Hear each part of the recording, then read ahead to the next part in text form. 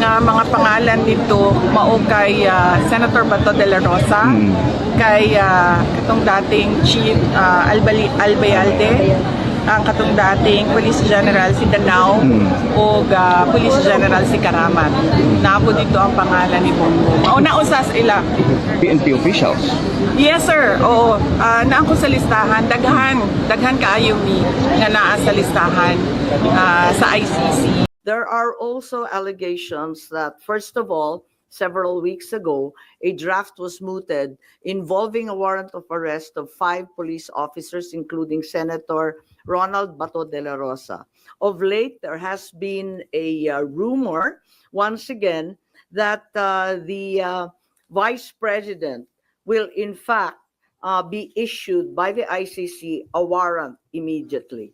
So alam natin na si VP Sara ay nandun sa listahan. Pero alam ko na nasa ibaba siya, no? Doon sa mga pinangalanan. Ngunit ilang araw nakalipas, may mga report na siya na ang uunahin. Where did you get this information, ma'am? Nasusunod si VP Sara na arestuhin? Uso naman ng chismis ngayon. Chismis rin po. Not yet. A few incredible sources, but nevertheless, we have to pay heed. And let me make it clear, I will oppose that warrant with everything I have. Foremost, the administration has said time and time again through the president himself that the ICC has no jurisdiction in the Philippines. Therefore, any warrant of arrest by the ICC cannot be enforced in this country for lack of jurisdiction.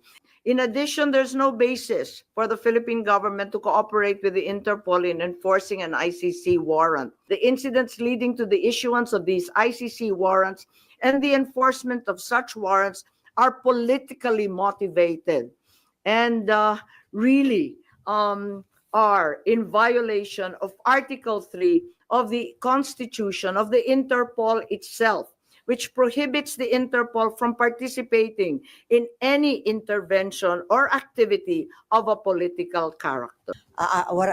Arrest warrant laban kay VP Sara? Ano Well, mga action ang gagawin niyo? Wala tayong balak na isuko ang soberanya ng Pilipinas at ibaliwala ang ating husgado. So hindi baka maireklamo kayo ng obstruction of justice, Justin? Hindi ko po alam. Sa nakita natin sa mga nakaraang 2 taon, itong mga haka-haka, duda, suspecha, madalas nagiging totoo.